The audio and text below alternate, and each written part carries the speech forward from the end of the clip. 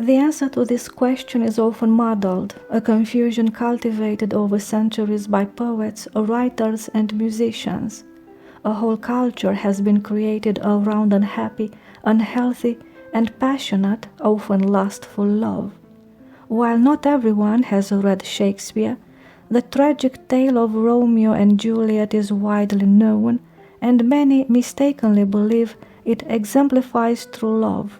If you were to survey young people asking them, "Is passion something pleasant?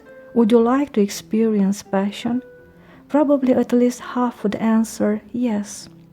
All those who equate passion with love are likely headed for unhappiness in relationships unless they shift their perspective. It's precisely this widespread misunderstanding of love and marriage among those of marriageable age that contributes to the staggering statistic: approximately 90% of couples divorce within a decade. Let's begin by acknowledging a simple truth. Not every attraction to someone of the opposite sex is love. Various factors can create such attraction, including the desire for affection, attention, and admiration.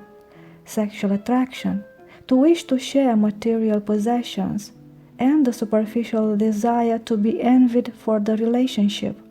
None of these constitute love, though they can strongly draw us to someone.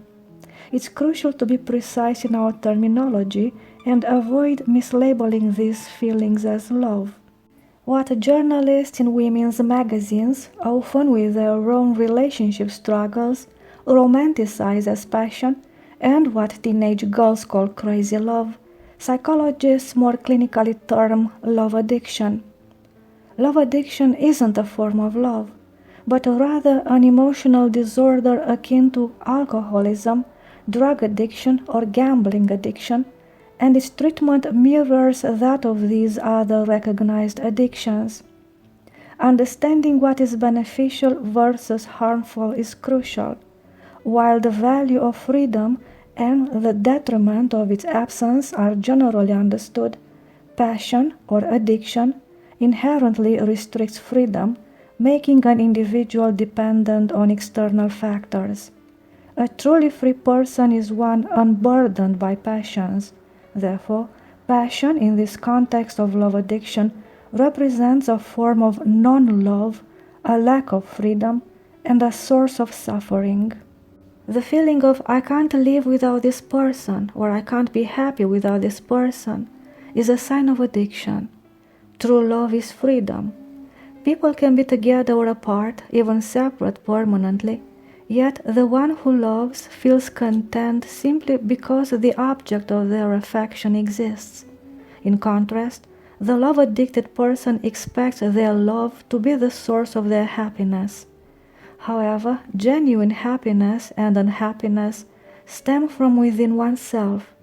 In reality, the dependent individual doesn't find joy in the relationship.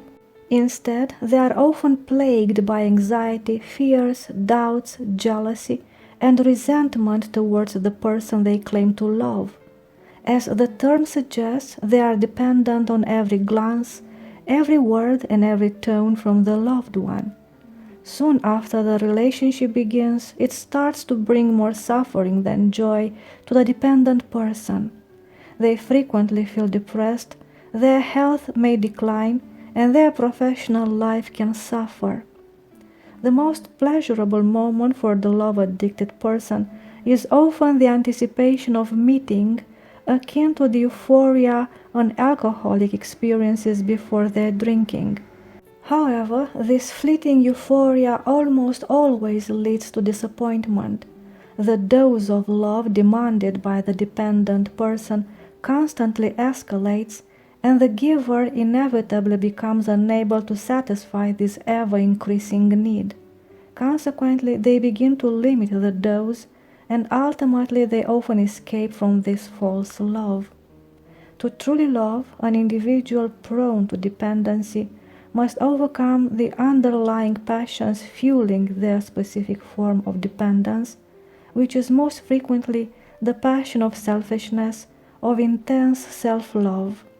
Often, the root of selfishness lies in the parents' own selfishness, resulting in insufficient love given to their child during childhood.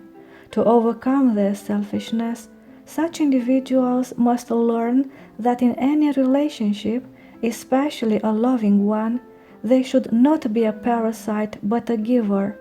They need to learn to offer love, warmth, and everything they themselves crave to receive. Only then will a transformation occur. The wellspring of love will emerge within their heart. Only then will they be prepared to truly love.